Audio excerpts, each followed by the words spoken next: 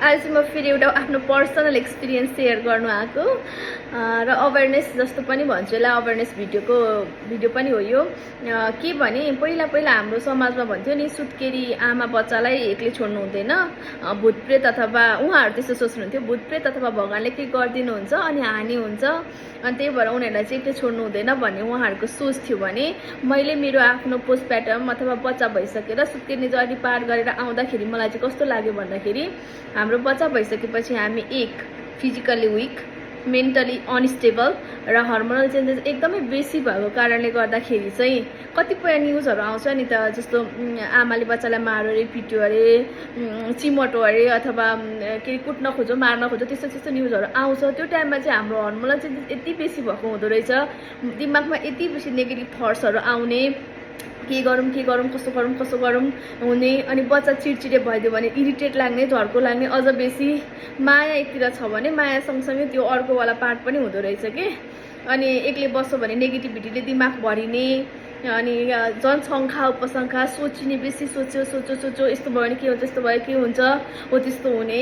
अनि हामी हर्मोनल चेन्जेसले गर्दाखेरि हामीलाई हुन्छ नि त्यो दिमागमा आफै आउने कि आफै केही गर्नु पर्दैन आफै आइदिन्छ एक्लै भयो भने त्यही भएर चाहिँ त्यस्तो घटनाहरू घटेको हो जस्तो घटना हो जस्तो लाग्यो कि मलाई चाहिँ अनि यो डिप्रेसन पोस्टमार्टम डिप्रेसन पनि हुने झन् त्यसबारेमा सोचो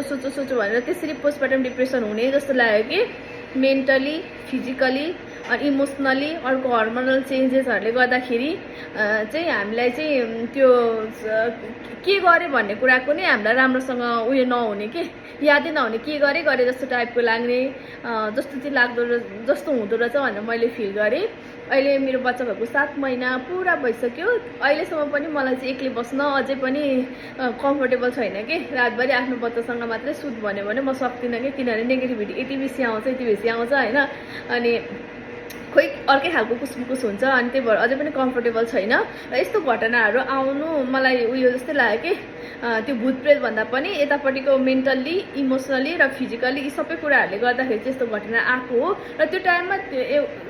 गर्न सक्छ कि त्यो टाइममा त्यस्तो खालको थट आयो भने मान्छेले जे पनि गर्न सक्दो रहेछ आफ्नो बच्चालाई आफैलाई पनि